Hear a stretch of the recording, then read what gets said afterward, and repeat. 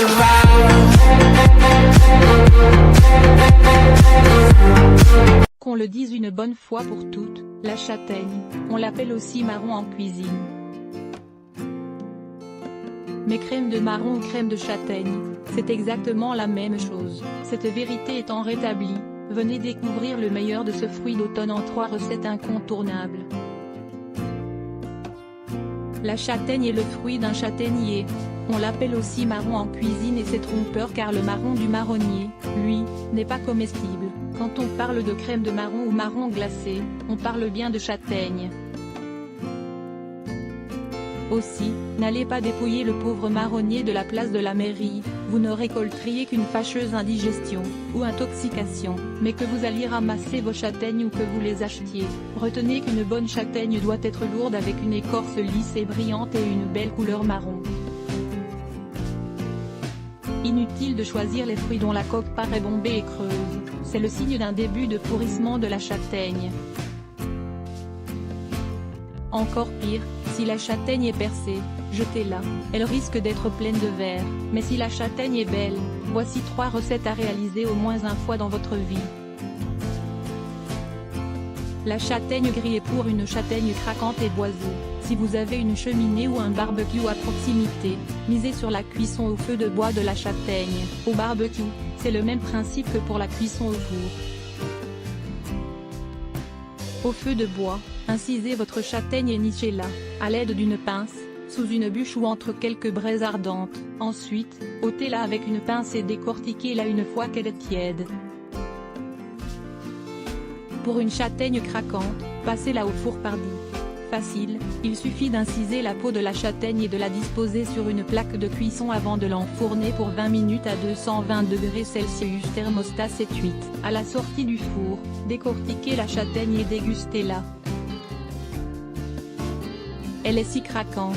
La confiture de châtaigne, ou crème de marron. La recette de la confiture de châtaigne est exactement la même que la recette de la crème de marron. Incisez 1 kg de châtaigne et les mettre à bouillir dans une grande casserole d'eau pendant 5 minutes. Enlevez la peau. Remettre les châtaignes dans la casserole, mouillée d'eau pour recouvrir les châtaignes écossées et cuire jusqu'à pouvoir les écraser facilement à l'aide d'une fourchette. Mouliner les châtaignes égouttées pour réduire le tout en purée fine. Prendre le même poids de sucre que le poids de purée de châtaigne et verser le sucre dans une casserole séparément. Verser 20 cl d'eau par kg de sucre et cuire à feu doux quelques minutes. Ajouter les châtaignes en purée au sirop et mettre une gousse de vanille fondue. Laisser cuire pendant 30 minutes à feu doux en mélangeant régulièrement. Quand la consistance est épaisse, mettre en pot les marrons glacés. Il vous faudra 1 kg de marrons, 1 kg 500 de sucre, 1 litre et demi d'eau, une gousse de vanille. Et de la patience car cette recette de marrons glacés prend plusieurs jours. Incisez les marrons en entaillant la peau mais pas la chair, plongez-les dans l'eau froide. Ensuite, travaillez 10 marrons à la fois, mettez-les dans une casserole et portez à ébullition pendant 3 minutes. Puis pelez les châtaignes. La peau se détache facilement. Une fois que tous les marrons sont épluchés, placez-les dans une casserole d'eau froide et portez à ébullition pendant 15 minutes. Ensuite, placez les marrons dans de l'eau bien froide. Versez l'eau et le sucre dans une cocotte échauffée. Ajoutez la vanille à ébullition et laissez bouillir 3 minutes. Plongez le panier de la cocotte dans lequel sont placés les marrons installés. Laissez frémir 1 minute. Laissez refroidir. Le lendemain, égouttez les marrons, refaites bouillir le sirop et plongez-y le panier de marrons pendant 3 minutes. Même opération les 2 jours suivants. Enfin, posez les marrons glacés sur du papier sulfurisé pour qu'ils sèchent. Ne jetez pas le sirop, il pourra sucrer vos yaourts ou du fromage blanc. La cuisson des châtaignes. Pour une châtaigne tendre que vous ayez décidé d'en faire de la confiture ou de farcir une volaille, la cuisson à l'eau s'impose. Pour cela, il suffit d'inciser la châtaigne en faisant une fente circulaire ou perpendiculaire sur sa peau puis en entaillant sa chair. Ensuite, plongez la châtaigne dans de l'eau bouillante et laissez cuire 3 à 5 minutes. Sortez-la de l'eau et pelez-la. Terminez la cuisson dans de l'eau aromatisée pendant 15 minutes à feu doux. Attention!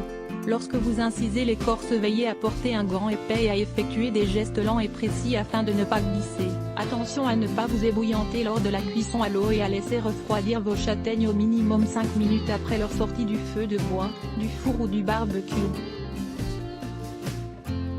Comment conserver la châtaigne vive? Vous donnez un petit coup de couteau dans la coque de votre châtaigne. Elle peut se conserver plusieurs mois au congélateur. Sinon, les châtaignes bien fermes à l'écorce brillante peuvent se conserver jusqu'à une semaine à température ambiante dans un panier en osier par exemple.